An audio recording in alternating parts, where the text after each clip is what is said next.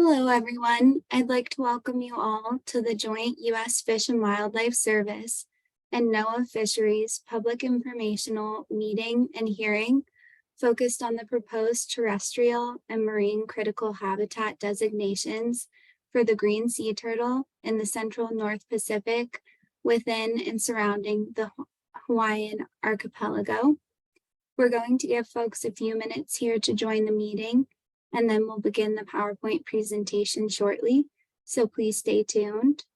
I do want to note that closed captioning is available by selecting the closed caption icon at the bottom of your Zoom screen if you're using the Zoom web portal or Zoom app on your computer.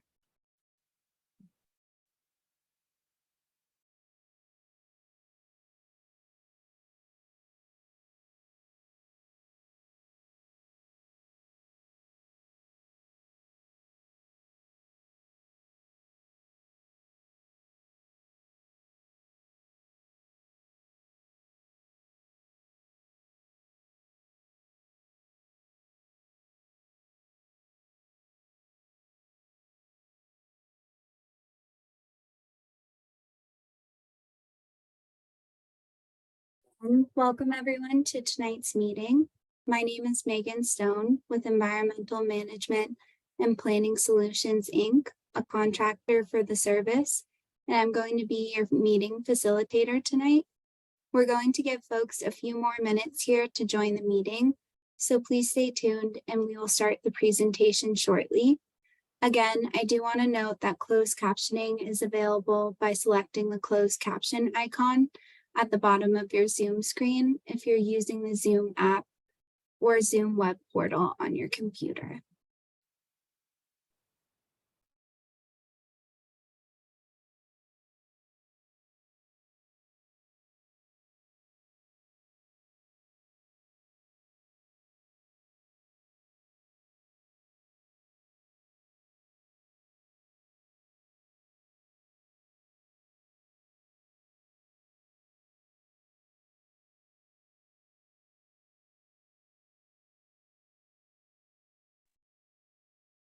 Next slide, please.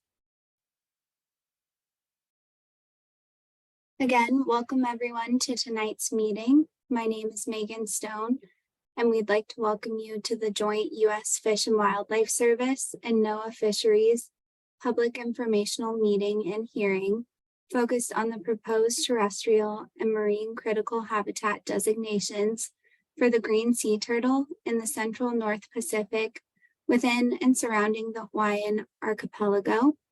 At this time, I'd like to turn it over to Leisha to provide some introductions. Thank you, Megan. Aloha mai kako, and welcome to tonight's public meeting for the proposed critical habitat designations for the green sea turtle in the Hawaiian Islands. My name is Leisha Lynn Salbosa with the U.S. Fish and Wildlife Service.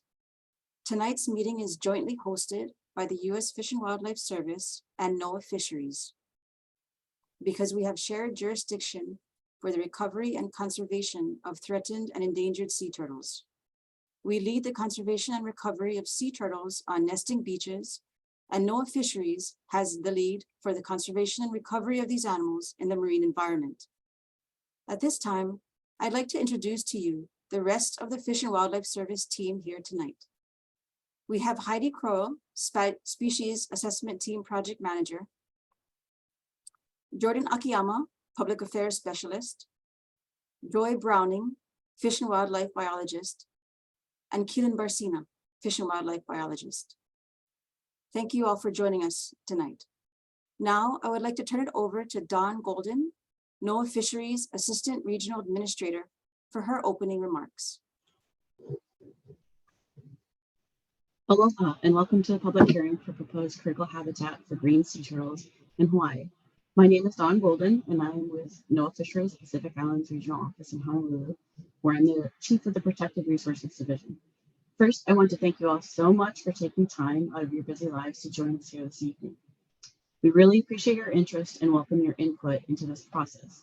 Our main goal tonight is to hear from all of you, to answer as many of your questions as we can and hear your comments on our proposal.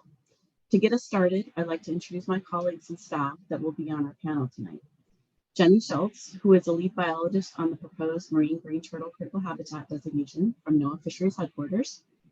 And from my staff, we have Chelsea Young, Chief of the Protected Resources Conservation Planning and Rulemaking Branch, Irene Kelly, Pacific Islands Region Sea Turtle Recovery Coordinator, and Ron Jean, Chief of the Protected Resources Interagency Cooperation Branch. Thank you again for being here, and now we'll turn it back over to our facilitator, Mahalo. Thank you, Dawn, and thank you, Laisha. Next slide, please. We do have the expected agenda on screen for tonight's meeting.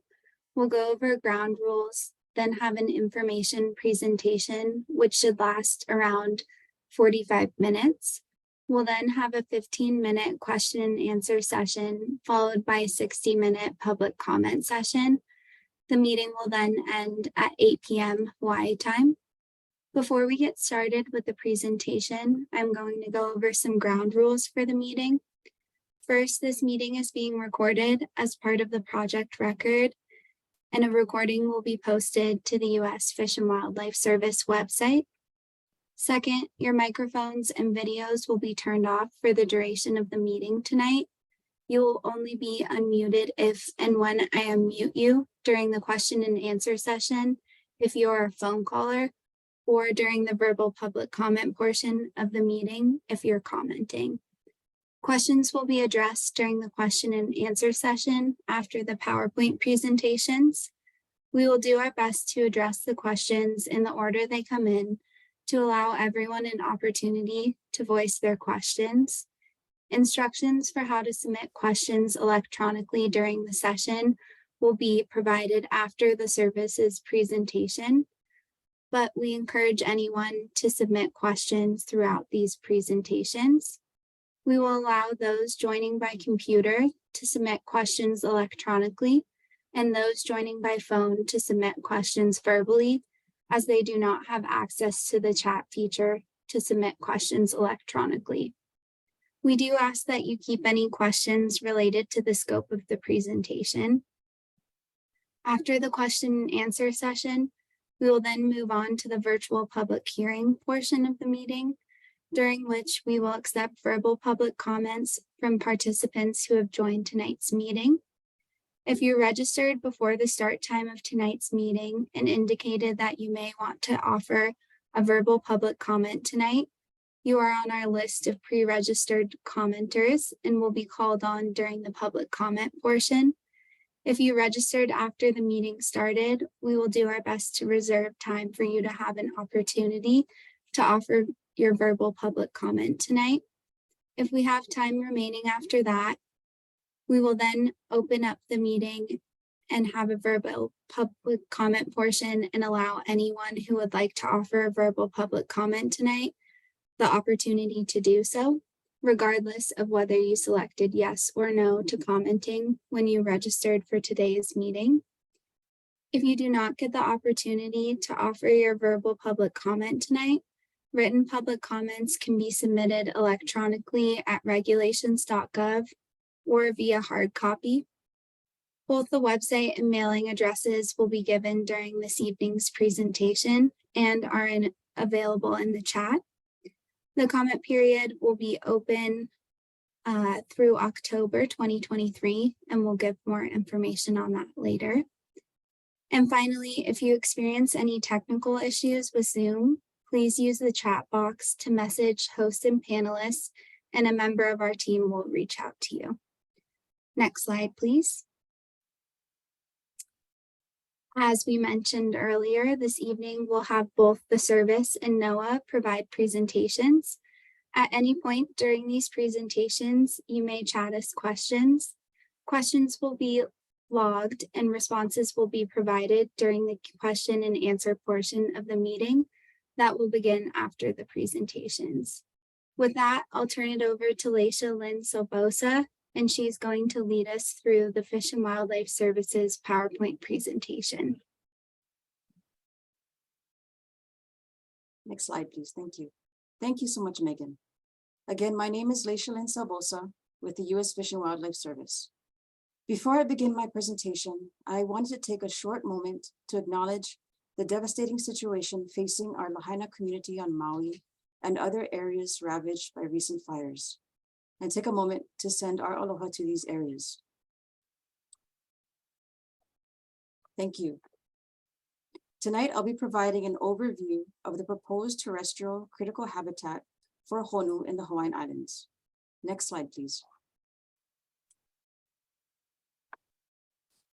Tonight's overview is part of a larger effort of the Fish and Wildlife Service to propose critical habitat on land for 5 distinct population segments of the green sea turtle, spanning the Atlantic and Gulf of Mexico to here in the Pacific Islands. For those joining us on Zoom, our meeting facilitators have pasted into the Zoom chat information of all 5 meetings that are being held to provide a full overview of the proposed designation and seek public comments. Tonight's meeting will focus on the Hawaiian Islands, where we are proposing 31 critical habitat units, totaling 2,233 acres. Next slide, please. Tonight, I'll be summarizing a bit about the honu's listing status and biology, defining critical habitat and our process that we undertook to develop the proposed units. I'll provide overview maps of the proposed units, and then conclude with a highlight of the types of comments we are seeking and ways to provide your comments. Next slide, please. As mentioned earlier, the Fish and Wildlife Service is lead for conservation and recovery of green turtles on nesting beaches, and NOAA Fisheries is lead for green turtles in the marine environment. Honu were first listed under the ESA in 1978, and later in 2016, the agencies identified and listed 11 distinct population segments worldwide. Globally, 8 DPSs are listed as threatened, and 3 DPSs are listed as endangered. And I'll get to a map of those in just a moment. The honu of the Central North Pacific DPS in the Hawaiian Archipelago is listed as threatened. The inset box on the blue there provides a definition of our terminology of endangered and threatened. Next slide, please. Within US jurisdiction, there are 6 green turtle distinct population segments, delineated by the white lines on the map. And 5 of these DPSs nest within the US, indicated by a yellow star on the map. Highlighting there in yellow is the Central North Pacific DPS, or the Hawaiian Archipelago, which is the focus of tonight's meeting. Next slide, please. Before defining critical habitat and our process, here are some brief points on green turtle biology. In the Hawaiian Islands, nesting season is typically May through September. A single female will typically nest once every 2 to 4 years. Honu have relatively long lifespans similar to humans and reach reproductive maturity about 30 years of age. Basking is a behavior unique to the Hawaiian Archipelago and does not occur in other portions of the green turtle's range. Basking specifically refers to a turtle resting or sleeping on a beach or low-lying rocks that are close to the water's edge. Next slide, please. Switching gears now, we're going to move into talking about critical habitat, and then I'll talk about our process. Critical habitat is defined as specific areas that are essential for the conservation of a threatened or endangered species. These areas contain certain physical or biological features that support the life history needs of the species. And these features may need special management considerations or protections. Next slide, please.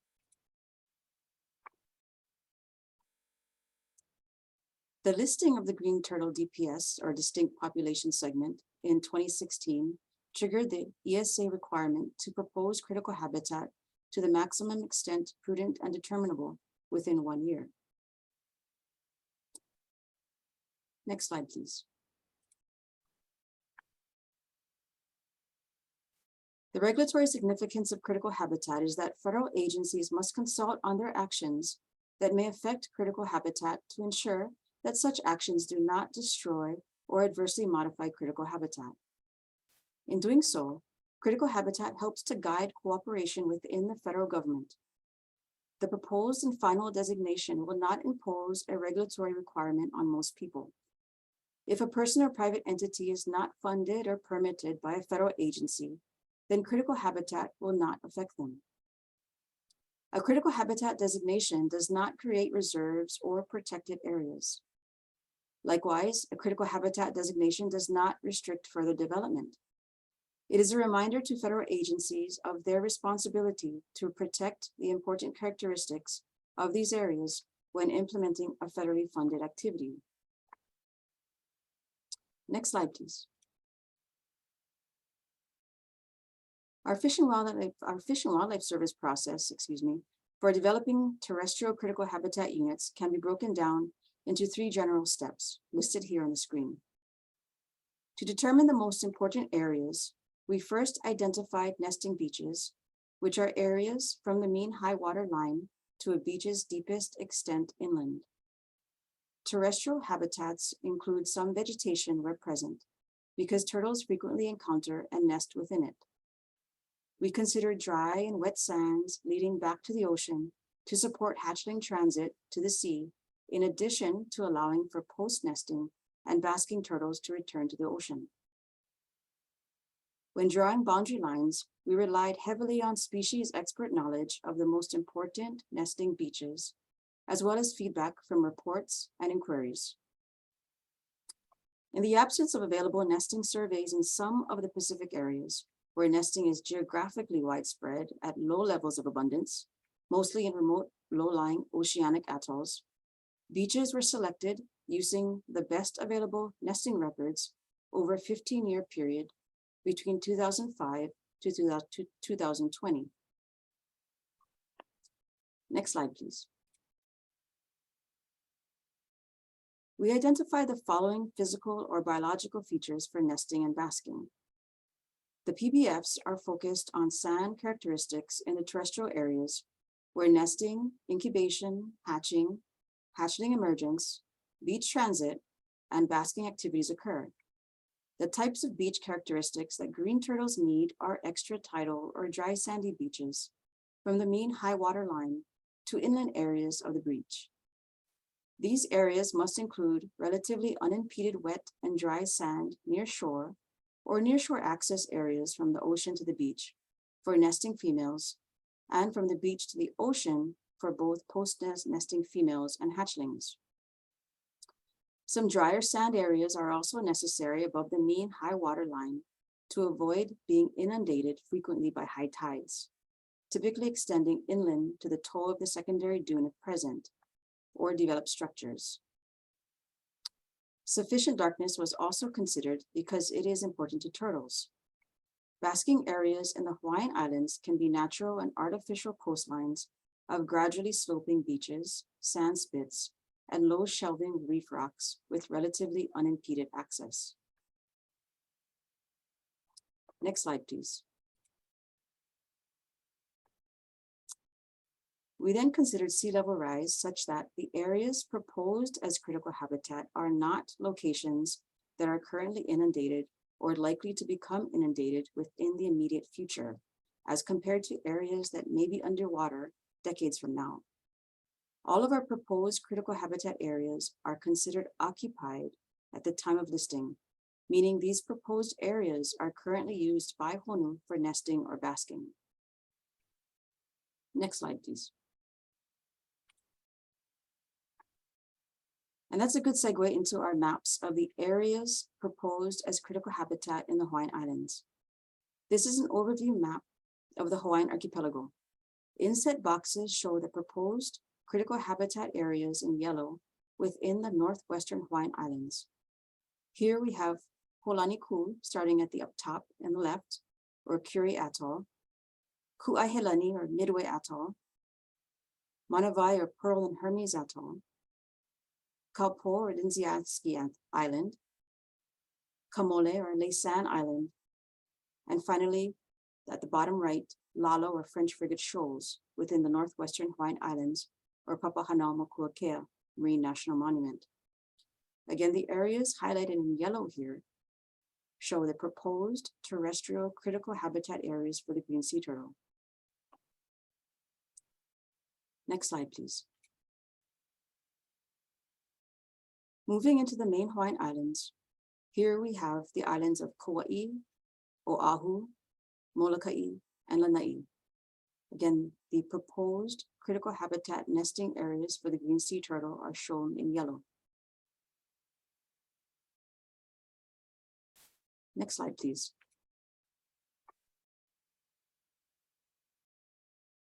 And last, we have Maui, Koho'olawe, and Hawaii Island. If you would like to download geographic information system shapefiles of these proposed terrestrial critical habitat areas in order to get a closer look at these locations, please visit the website address in the Zoom chat and click on the Central North Pacific file. If you have any problems accessing this information, a member of our team would be more than happy to assist you. Next slide, please. I'd like to finish this presentation by reviewing the types of comments we are seeking. And in the next slide, I'll remind folks how to submit public comments. In particular, we are looking for information on amount and distribution of green turtle nesting and basking habitat, current or planned activities in proposed areas, and any information on land use designations or existing management activities within these proposed areas. Next slide, please. I want to thank you all for your attention this evening. And please, I encourage you to submit public comments on this proposal. Here are the 3 ways that you can do so. We do consider all public comments received, and it's important to the Fish and Wildlife Service to reach a collaborative and informed decision. At this time, I'd like to turn it back over to Jenny Schultz of NOAA Fisheries for their presentation. Next slide, please.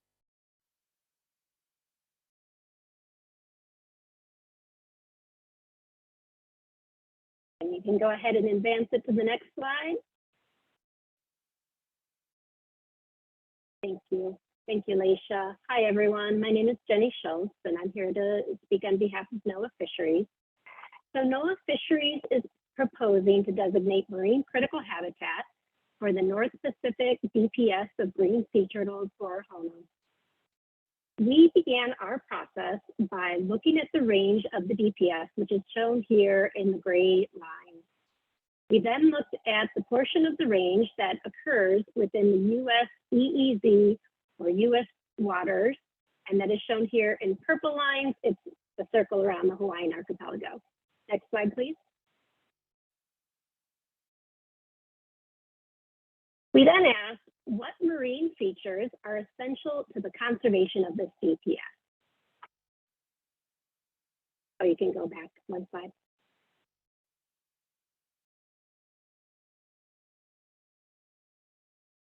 And 1 more. Thank you. All right, so hanu need to reproduce, and mating occurs in the water. Females also need to internest, which means between nestings, they need to rest and reovulate or create new eggs. They also need access to and from their nesting beaches, and hatchlings need access off their nesting beaches so they can begin their swim frenzy. All of this requires unobstructed waters off nesting beaches from the mean high water line to 20 meters depth.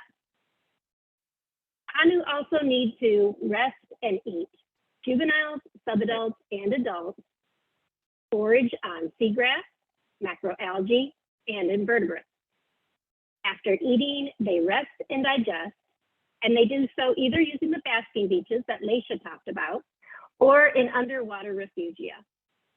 Underwater refugia may include ledges, corals, or even man-made structures, and that's where they rest, digest, thermoregulate, and they also hide from predators there.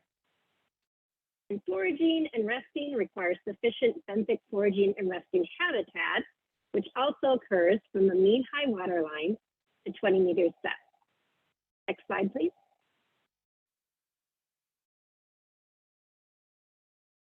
Our next step in this process was to identify the areas containing the essential features. The reproductive feature occurs off all nesting beaches proposed for designation by the U.S. Fish and Wildlife. The benthic and foraging features occur in all nearshore waters throughout the Hawaiian Archipelago. So we use data on the turtles' density and their abundance to identify high and low conservation value areas. We then compared those high and low values, which are the benefit to the species, to the economic cost of the designation. Next slide, please. The Papahanaumakuakea Marine National Monument supports many nesting beaches and basking beaches. Those are shown in black on this map. And it also supports many reproductive marine areas, and those are shown in green on the map. Those shown in green are the many high-density foraging and resting areas in the northwestern Hawaiian Islands. Nihoa and Moku Manamana support lower densities of foraging and resting turtles. So we are proposing to exclude these areas because the economic impact outweigh the conservation benefit. Next slide, please. In the main Hawaiian Islands, we are proposing to designate marine critical habitats off U.S. Fish and Wildlife proposed nesting and basking beaches. Again, these are shown in black. We are also proposing to designate marine critical habitat in high density foraging and resting areas. All of these areas are shown in green on this map. We are proposing to designate from the mean high water line to 20-meter steps around each of the main Hawaiian Islands with the exception of Niihau. We are proposing to exclude the waters off Niihau because the economic impacts outweigh the conservation benefits of that designation for the CPS. Next slide, please.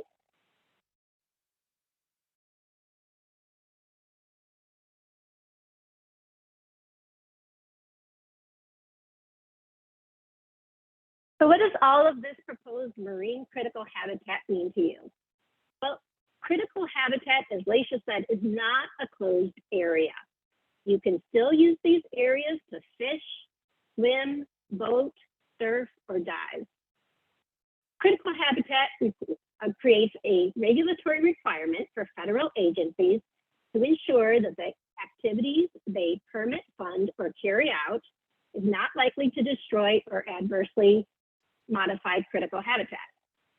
And these federal agencies are already consulting with us on these activities to ensure that those activities do not jeopardize the species. Designation of critical habitat is based on the best available science and after considering economic, national security, and other impacts. Public input, including the comments that you provide to us tonight, is a very important part of this process. Next slide, please.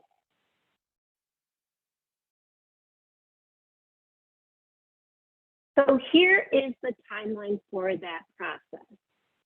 We proposed our rules and published them on July 19th, and we are asking for your comments tonight with those comments due on October 17th. While it seems like we have a lot of time to work on this final rule, we actually have to turn in a draft of that final rule in March for a 3-month interagency review. And then we have a statutory deadline to publish those final rules in the Federal Register by July 19th, 2024. Next slide, please.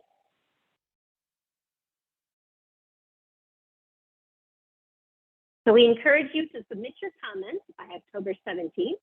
As Laisha said, scientific data and traditional knowledge on the turtles and their use of their habitat are especially important to us.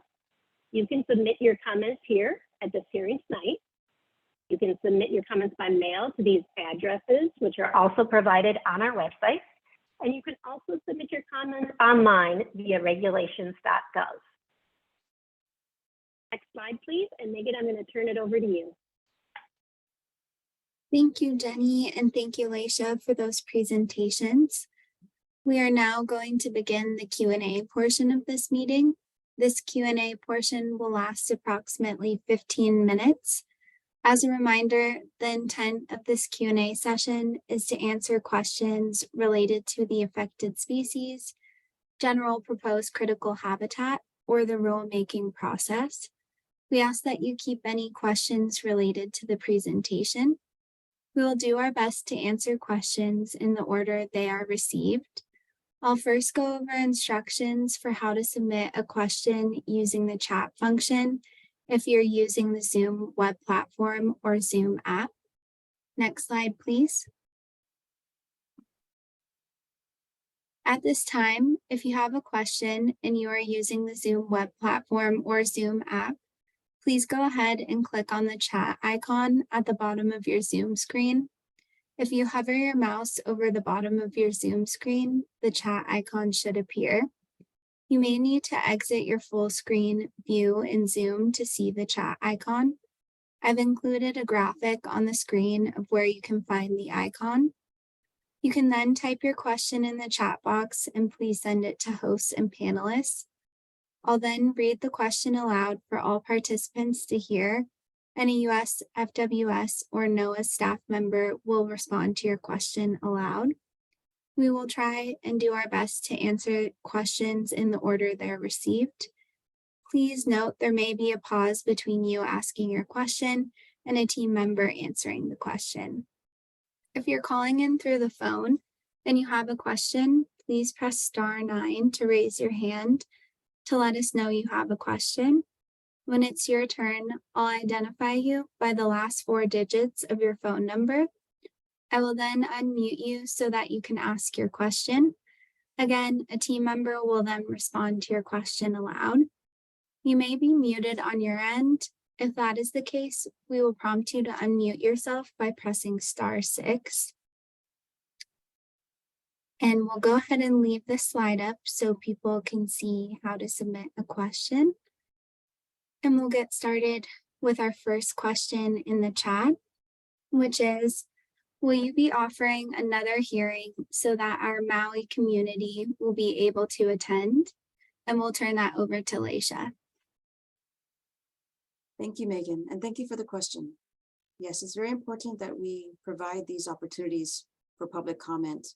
A recording of tonight's meeting will be available on our Fish and Wildlife Service website, and our meeting facilitators will be able to put that address into the chat shortly if it's not already there. And at that time, individuals are able to provide comments through the 90-day public comment period of October 17th. And we do hope that this length of time offers appropriate period for folks to respond and provide their comments, which are very important to us. Thank you. Thank you, Laisha. All right. We'll go ahead and move on to our next question, which is, what does this designation mean for landowners along the proposed units? And we'll go ahead and turn that over to Heidi. Yes, thank you. Only activities that involve a federal permit, license, or funding and are likely to destroy or adversely modify critical habitat will be affected. If this is the case, we will work with the federal agency and landowners, including applicants, to amend their projects to enable it to proceed as a no effect to critical habitat, not likely to adversely affect critical habitat, or not likely to destroy or adversely modify critical habitat. Most federal projects are likely to go forward, but some may be modified to minimize harm.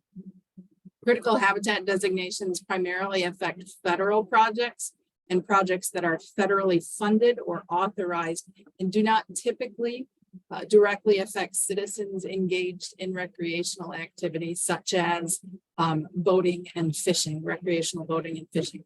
Critical habitat designations do not set up a preserve or a refuge. Therefore, access and general use of these areas does not change with the federal designation of critical habitat. Great, thank you, Heidi. All right, we'll wait a moment while we look for more questions in the chat. Again, if you'd like to submit a question to us electronically, you can type it out, put it in the chat box, and send it to hosts and panelists, and we'll read that question aloud and get someone to respond to that question. And then if you're a phone caller this evening, you can press *9 to raise your hand, and we'll get you unmuted so that you can ask your question. We'll go ahead and monitor and see if we have any hands raised. And then we will keep an eye on the chat for any questions submitted there.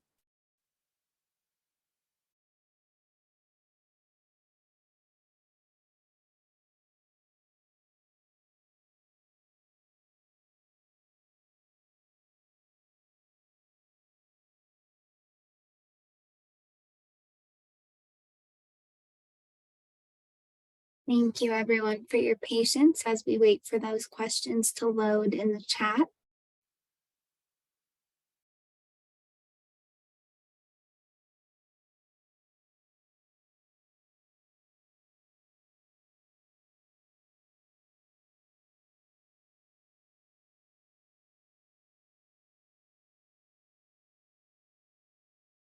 And while we're waiting for those questions to load, we'll go ahead and paste the link to the U.S. Fish and Wildlife Service Sea Turtle page. And that's going to be where you can find this recording once it gets posted.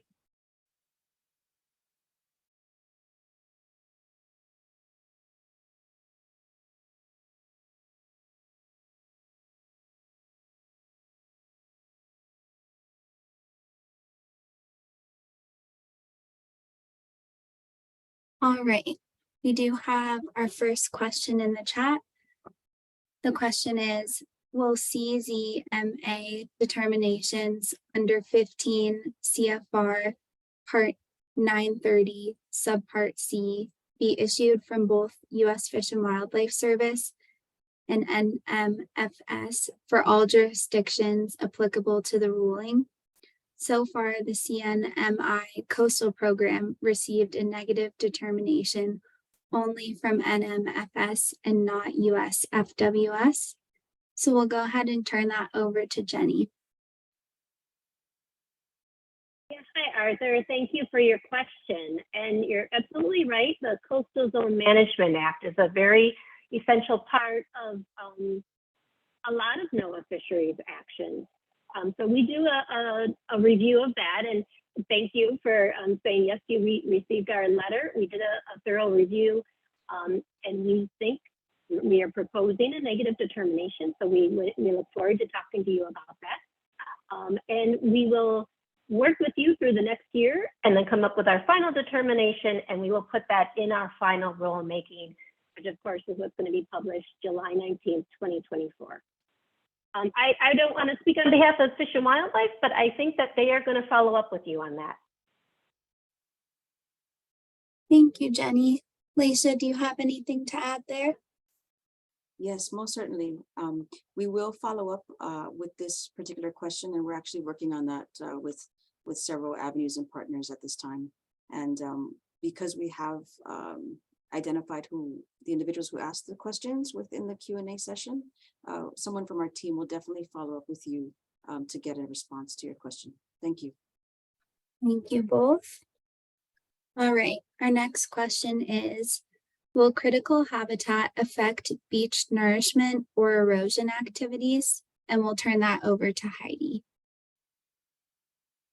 Yes, the service has been working with agencies on these types of projects and will continue to provide existing project recommendations in those instances, maintaining natural beach stretches, addressing erosion, and maintaining the beaches and other coastal habitats is extremely important for green sea turtle as well as other wildlife that depend on them.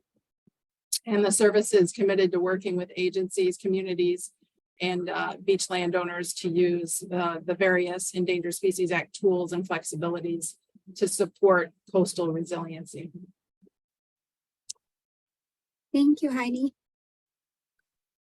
All right, our next question is, will you be going out to any of the communities with other outreach efforts, or is this it? And we'll turn that over to Jenny.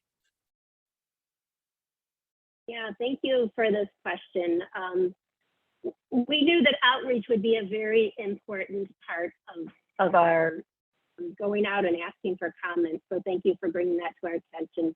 We're going out to American Samoa next week. We will be having an in-person public hearing there on August 16th. It's going to be the same time as this one was here, 6 to 8 p.m. We'll open doors at 5:30 p.m. at the Lee Auditorium. That's in Tutuila. We're also going to Guam. We'll have an in-person public hearing there on August 21st. That's going to be the Hilton in Guam. Again, doors are going to open at 5:30, and then we'll have a similar format to the hearing that you guys are at now. Questions and presentations starting at 6 o'clock, and at 7 o'clock, we'll start with the public statements and public comments. And then we're also having a in-person public hearing in Saipan at the Crown Plaza of Saipan. That is going to be on August 23rd. Same thing, doors open 5:30. We start with our informational meeting at 6 o'clock and public hearing at 7 o'clock. We are also having some informal meetings with the Rhoda Mayor's office. That's going to be on August 22nd. We're also going to have an informal meeting hosted by Tinian's Mayor's office, and that is going to be August 24th. We will be having 2 more virtual public hearings, very similar to this one. The next one will be for the Atlantic, both the North Atlantic and the South Atlantic DPSs. Fish and Wildlife is hosting that one, and that's going to be on August 29th. Very similar, we're going to start at 6 p.m. with the informational meeting, and then 7 o'clock for our public hearing. And then finally, NOAA Fisheries is hosting a virtual public hearing for California. That's the East Pacific DPS. And because that DPS does not nest in the United States, it nests in Mexico, that's going to be only NOAA Fisheries, only proposing to designate marine critical habitat. And that too will also virtual. That will start at 6 p.m. Informational meeting and 7 o'clock public hearing. Thank you, Thanks. Jenny. And after we get through this question and answer, we can repost that information in the chat with all of those in-person meeting dates and the virtual ones as well. All right, so our next question in the chat is, what coordination with DLNR on locations of critical habitat areas? We'll turn that over to Leisha and then Jenny. Thank you, Megan. Yes, the Fish and Wildlife Service, we have coordinated quite frequently with the Department of Land and Natural Resources here in Hawaii with regards to our nesting areas. We do coordinate with Division of Aquatic Resources under DLNR with regard to nesting data within the Hawaiian Islands. And so we absolutely prioritize this level of coordination with our states and our territories because there are our partners on the ground and we work very closely with them. So thank you so much for your question. Jenny, did you have anything? Thank you, Leisha. Go ahead.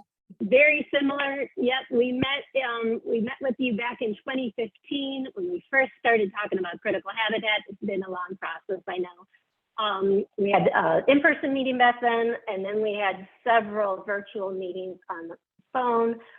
You sent us your data, so thank you very much. We at NOAA Fisheries do what's called a draft biological report. That's where we gather all of our scientific data. We sent that to DLNR for review in 2017, quite a while ago. Thank you for reviewing that and providing your comments. And then, we continued to gather data and you continue to provide us data, which we very much appreciate. And so we sent you our updated draft biological report last year, 2022, and thank you for reviewing that as well. And if you have any additional data, we are always very happy to receive that. And we can schedule a call or you can always send that by email or through the processes that we've talked about here, mail, online through regulations.gov or wherever. Thank you very much for your partnership with this and all the data that you've provided to us. Thank you both. We'll go to our next question in the chat.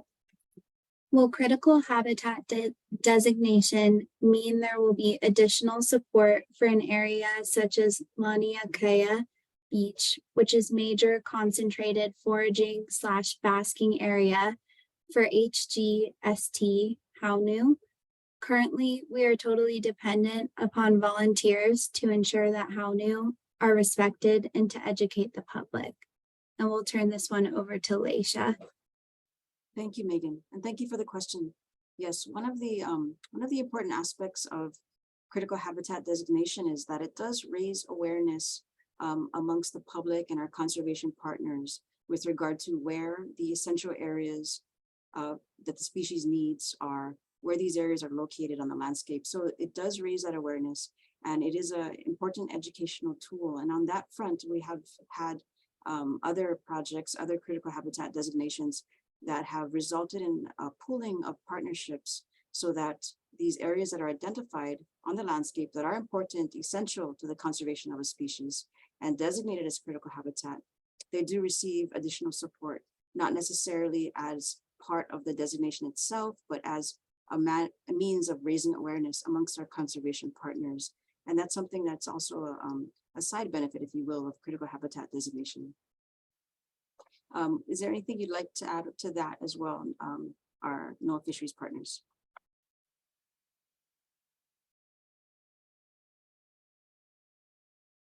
No, thank you, Leisha.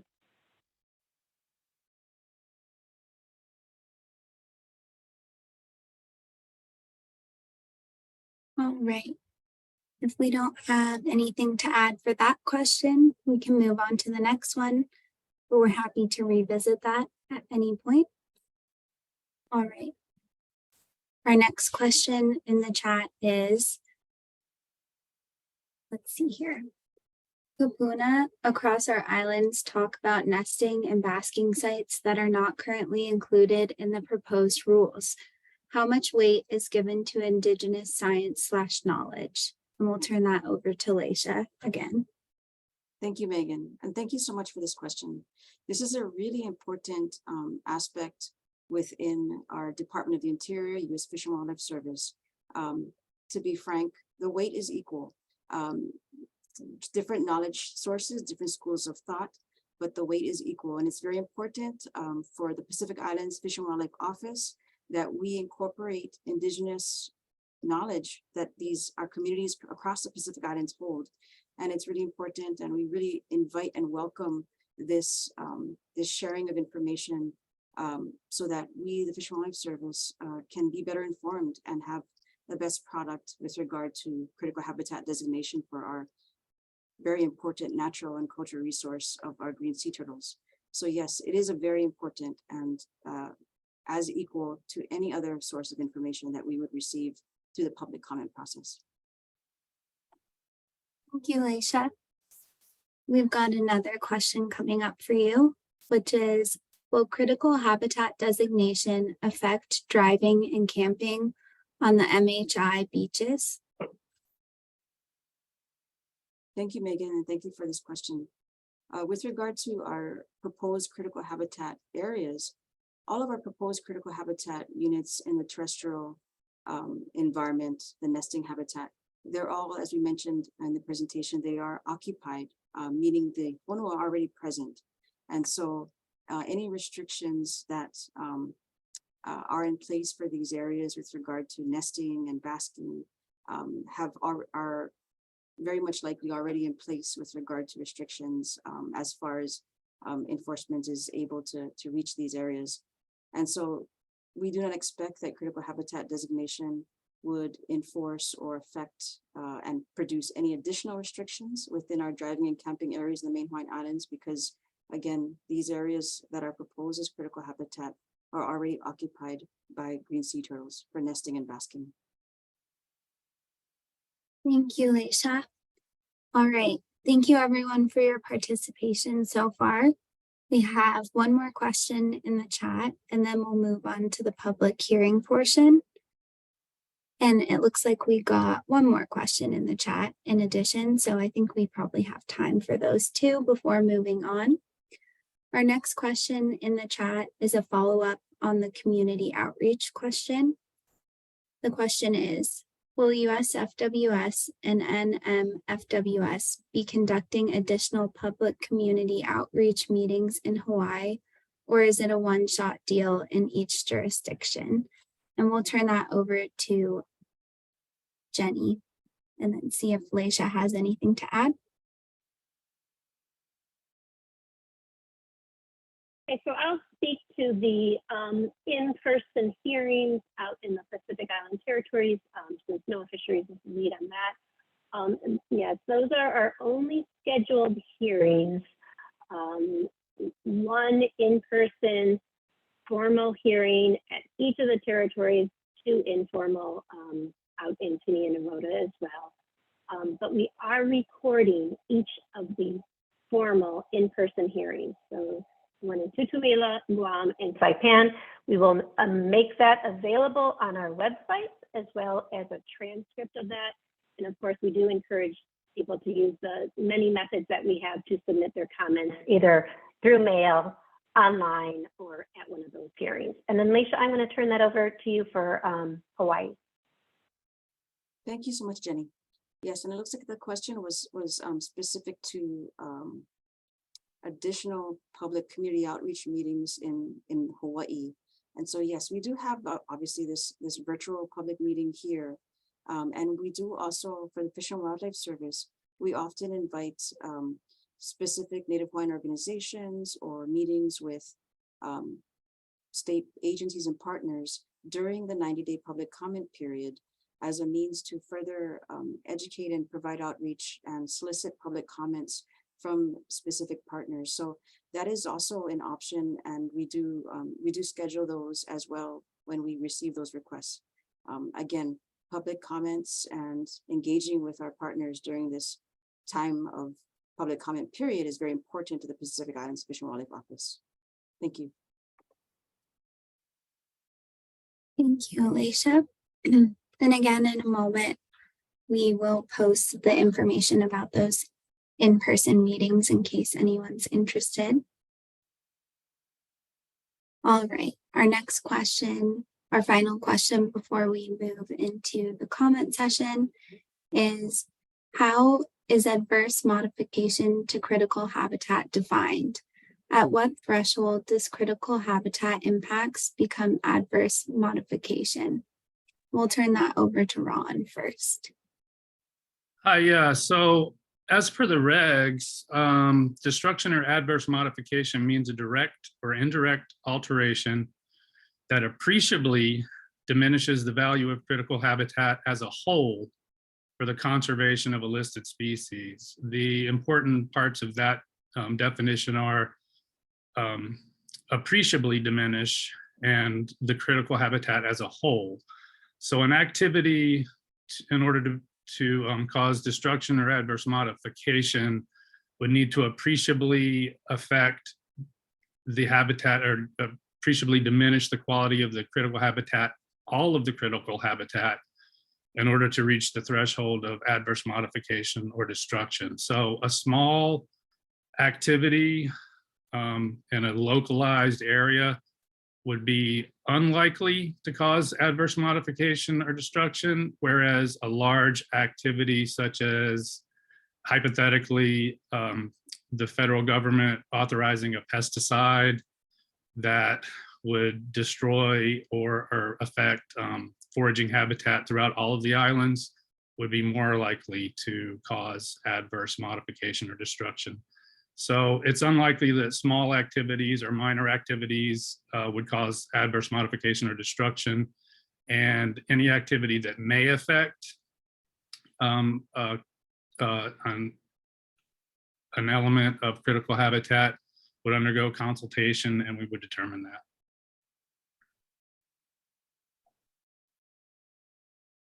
Thank you, Ron, for the answer to that one.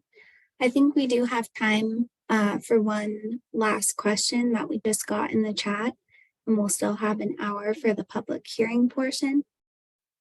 Our next question in the chat is, with loss of critical nesting habitat due to climate change, do you plan to include new nesting areas? And we'll turn that over to Heidi.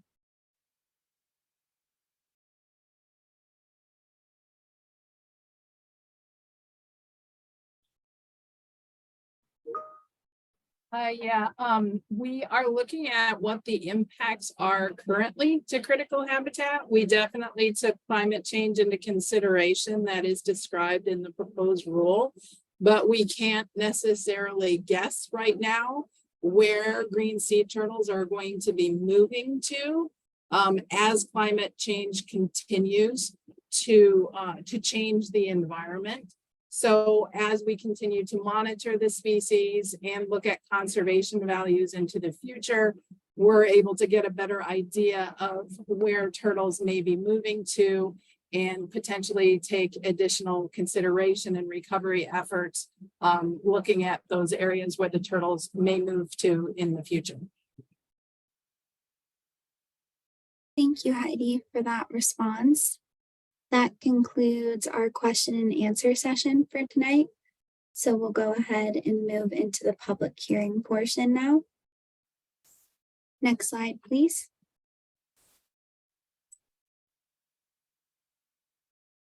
All right. So as I mentioned, we're now going to officially start the verbal public hearing portion of tonight's meeting to receive comments related to the proposed terrestrial and marine critical habitat designations for the green sea turtle in the central North Pacific within and surrounding the Hawaiian Archipelago. It is currently 7 p.m. Hawaii time. Again, this verbal public comment portion of the meeting, along with your comments, is being recorded as part of the official record. As a reminder, your camera and mic control settings are restricted during this time.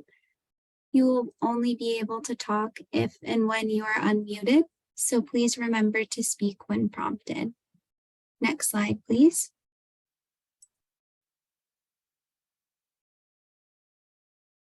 The U.S. Fish and Wildlife Service and NOAA would like to hear from all members of the public who are interested in voicing their comments. So we will be using the following guidelines today. First, please be mindful of the length of your comment so that everyone who wants to speak has an opportunity to do so. We have around 14 pre-registered commenters this evening, and we will call on your name in order of registration. Second, please be respectful of others and their viewpoints. Third, please refrain from using profanity. While passion is welcome in your comment, policy requires that we mute anyone who uses inappropriate language because we are recording this meeting and others may be live streaming. So please avoid inappropriate language. If that does happen, we'll provide a reminder before unmuting the person to try again using words acceptable to all ages. Next slide, please.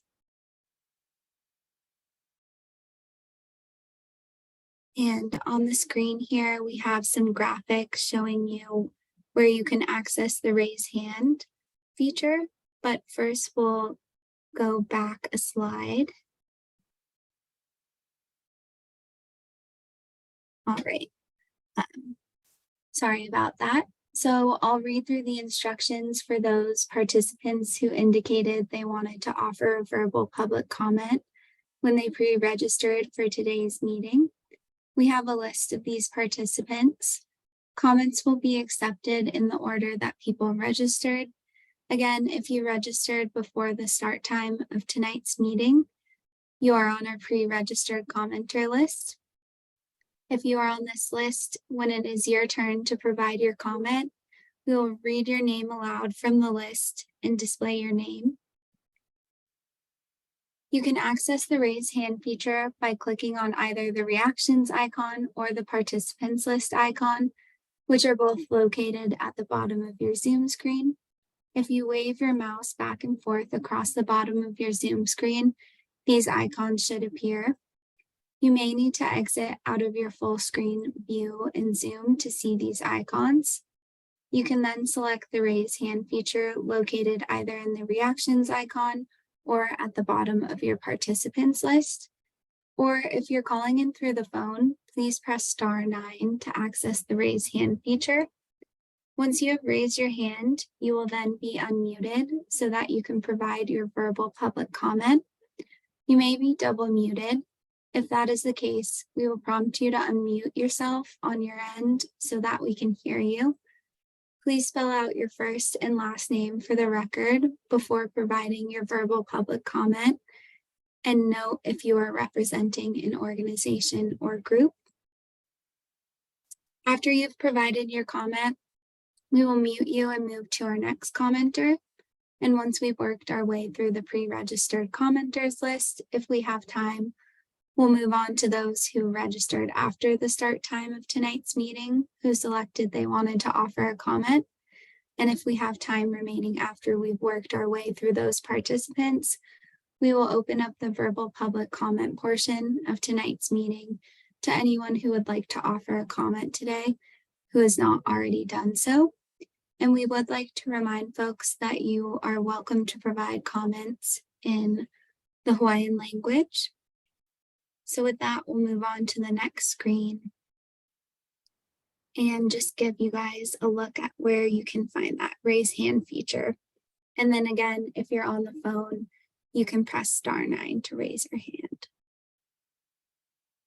So we'll pause here and then we'll go ahead and get started. So we can move to the next slide, please. All right. Our first pre-registered commenter tonight is Lauren Bullard. Lauren, if you're on with us and you'd like to provide a comment still, please access the raise hand feature. I don't see that we have Lauren in our list of pre-registered or in our participants list. So we'll give it a second here and then we can always circle back if she joins late. All right, our next pre-registered commenter is John Gorley. John, if you'd like to provide a comment tonight, please raise your hand and we'll go ahead and get you unmuted.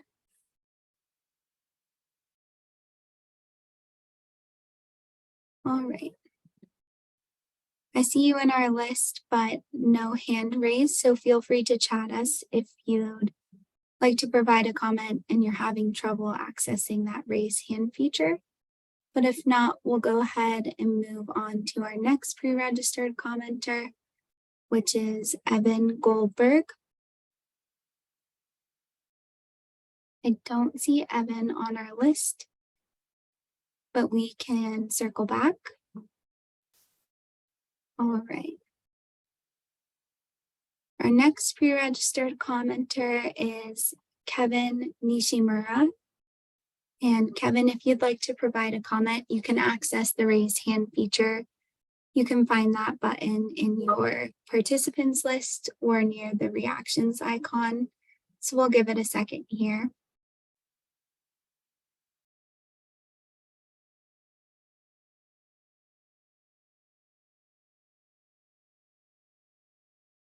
All right, I don't see a hand raised from Kevin.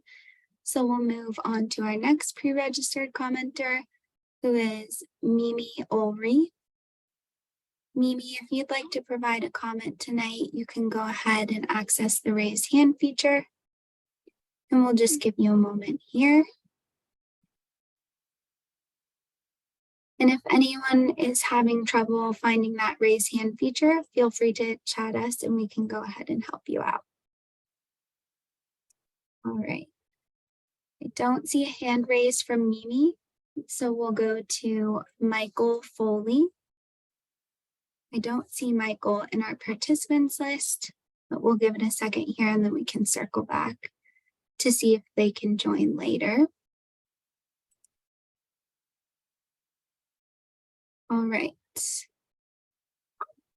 Our next pre-registered commenter is Berna Senely.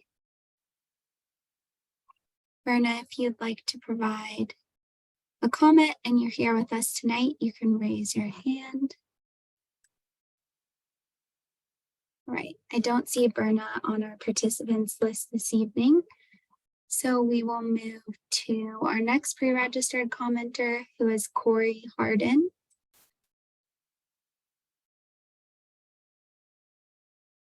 And I don't see any hands raised from Corey, so we will move on. Our next commenter is David O'Brien. David, if you'd like to provide a comment tonight, you can access that raise hand feature and let us know you're ready. I'll give you a moment here.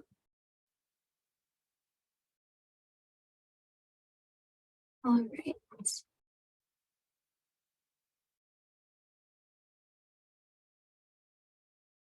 Okay, we will move on to our next pre-registered commenter, Max Phillips. Max, I see you in our list. If you would like to provide a comment tonight, please raise your hand. And if folks would rather provide written comments, we have the information up on the screen of where you can provide those comments. You can do that electronically through federalregister.gov and enter that docket number, or you can submit them hard copy and we have that mailing address. So you'll see that there's two different docket numbers and two different mailing addresses, one for the service and one for NOAA. So be sure to give those a look. All right, we have a few more people who indicated they might want to provide a comment. Our next pre-registered commenter is Jim Howe. Jim, okay, I see your hand raised, Jim. I'll go ahead and unmute you. And then if you can spell your first and last name for the record, that would be great. Hi there. And I'll go ahead and, oh, looks like you got unmuted. Hi, Jim. Hello, hi, I'm Jim Howe. My first name is J-I-M, last name H-O-W-E.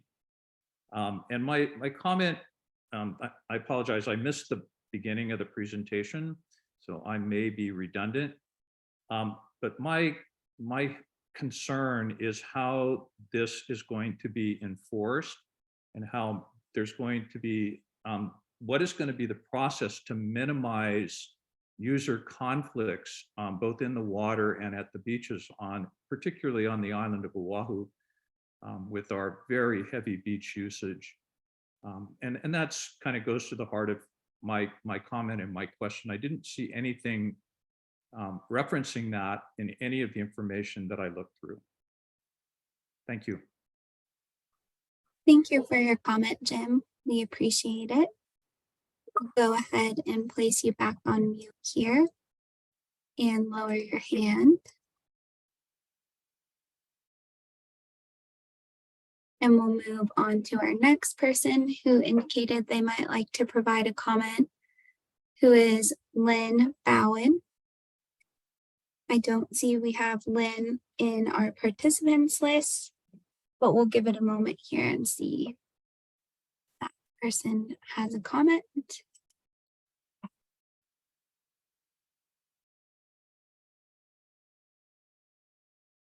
All right. Our next person who indicated they might want to provide a comment is Christina Shante Tudela. Christina, if you'd like to provide a comment, please raise your hand. And we'll give you a moment here.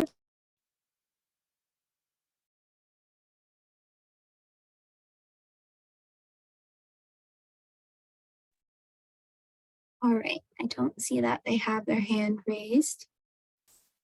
And we'll go ahead and do a quick check and see if anyone registered after the start time of the meeting and signed up to provide a comment. All right.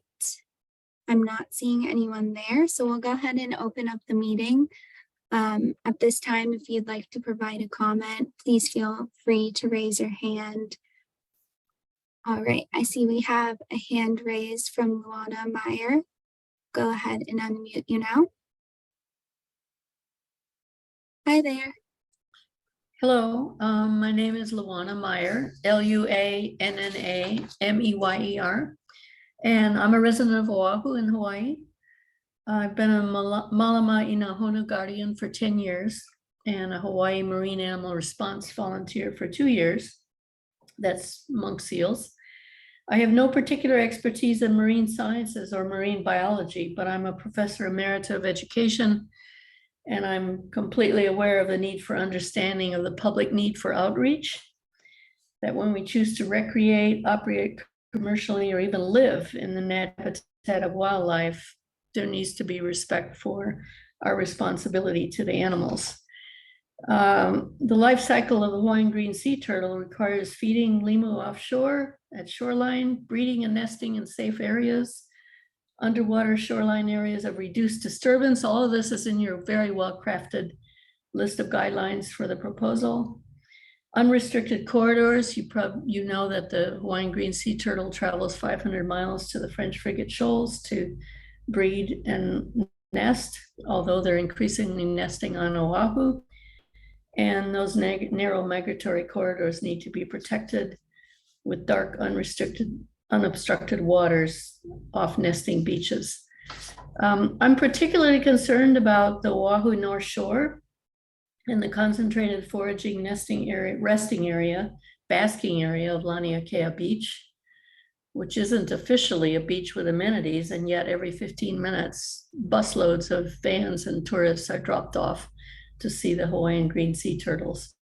It's an important basking beach for foraging, and it's been totally reliant on volunteers for almost 20 years now. And I'm just hoping that this designation as a protected, as a habitat would result in some further considerations for management and possibly even protections, as the public is generally respectful, but not always. And volunteers can't do everything. Thank you. Thank you for your comment. We'll go ahead and place you back on mute and lower your hand. And then I did hear that this evening we had one person who wasn't able to join for the beginning of the presentation, and that's totally okay. We just wanted to remind folks that you will be able to access a recording of this presentation later on, and I'll go ahead and post that link in the chat again for everyone so you can bookmark that and know where the recording will go. It does take a little bit of time to get those posted, but we hope to have that up as soon as possible. And then just another brief reminder that if you'd like to provide a comment in Hawaiian this evening, you're welcome to do so. And at this time, we'll keep an eye on our participants list and see if anyone raises their hand. We'll be accepting comments for the next 45 minutes. And we have the information up on the left side of the screen for how you can raise your hand to let us know you'd like to provide a comment. And then on the right, you can see that commenting information. So comments can be submitted electronically or by US mail, as long as they're postmarked on or before October 17th, 2023, 11:59 p.m. Eastern Time, 5:59 p.m. Hawaiian Time. And then we have those two different docket numbers, one for the service and one for NOAA, and same goes for the mailing addresses. We'll also get that posted in the chat. And then we are going to go ahead and post as well the information about all the other in-person and virtual meetings that will be happening in case anyone is interested in attending those.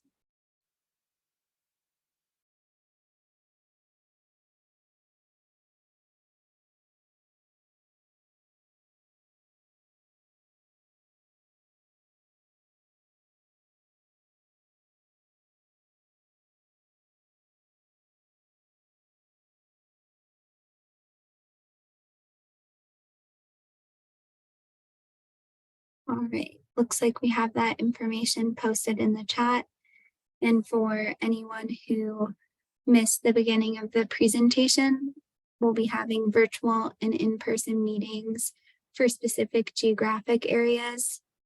And we have those areas listed. There's a virtual meeting this evening. We have another meeting in Tutuila, and that's August 16th, and that's in person. There's an in-person meeting in Guam on August 21st, an in-person meeting in Saipan, August 23rd.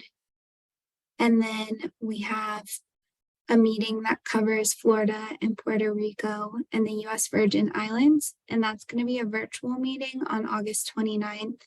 And we'll have a Spanish translator there.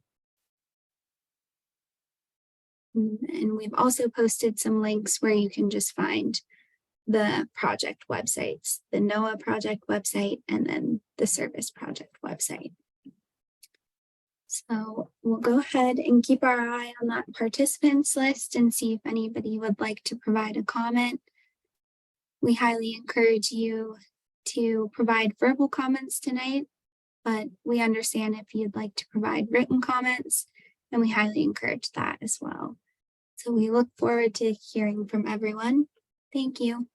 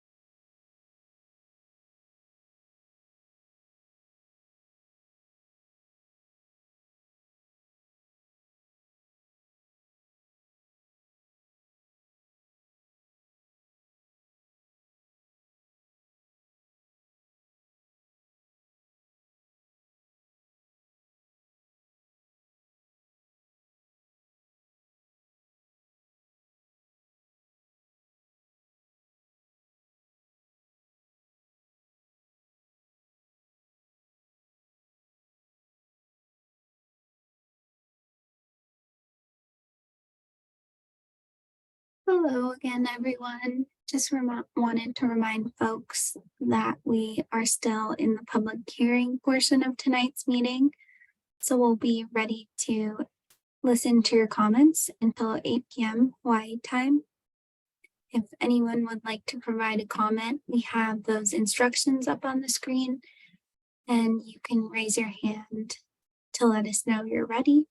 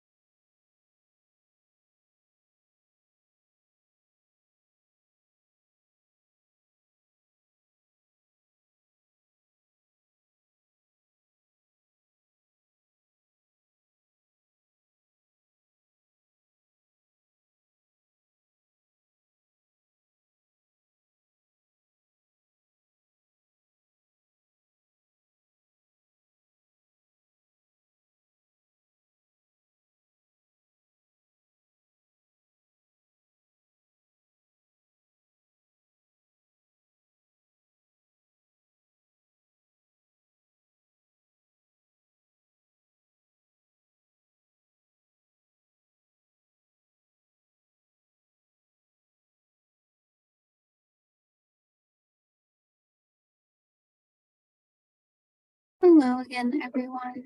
Just a reminder that you're welcome to provide verbal public comments tonight.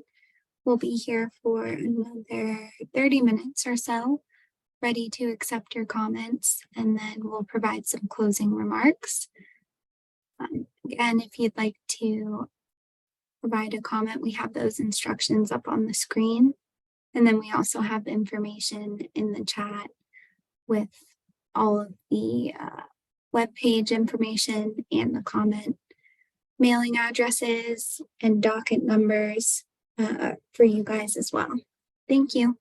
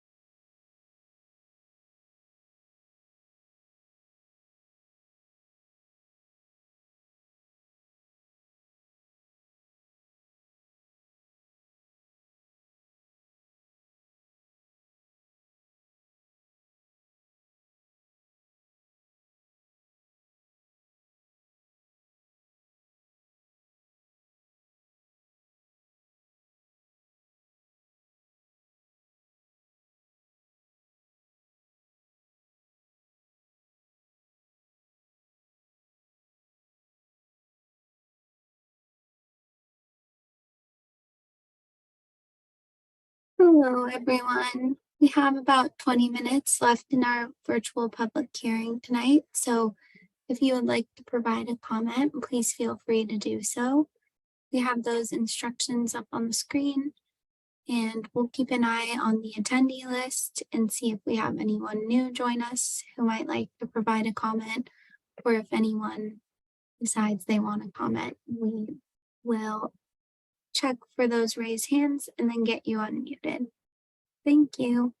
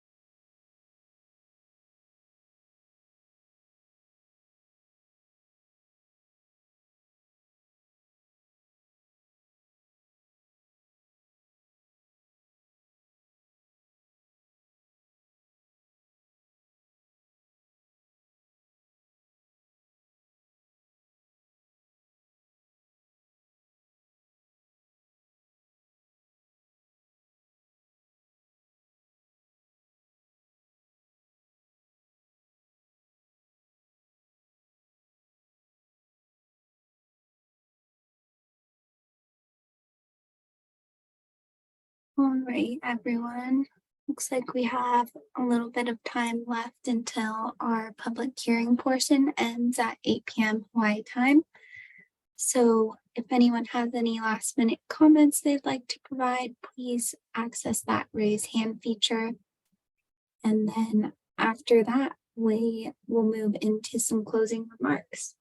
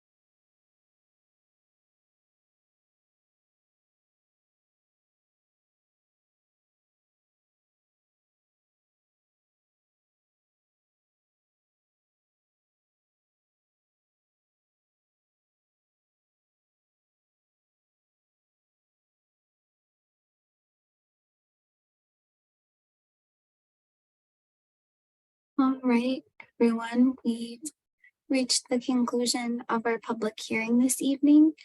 I'm going to go ahead and turn it back over to Leisha for some closing remarks.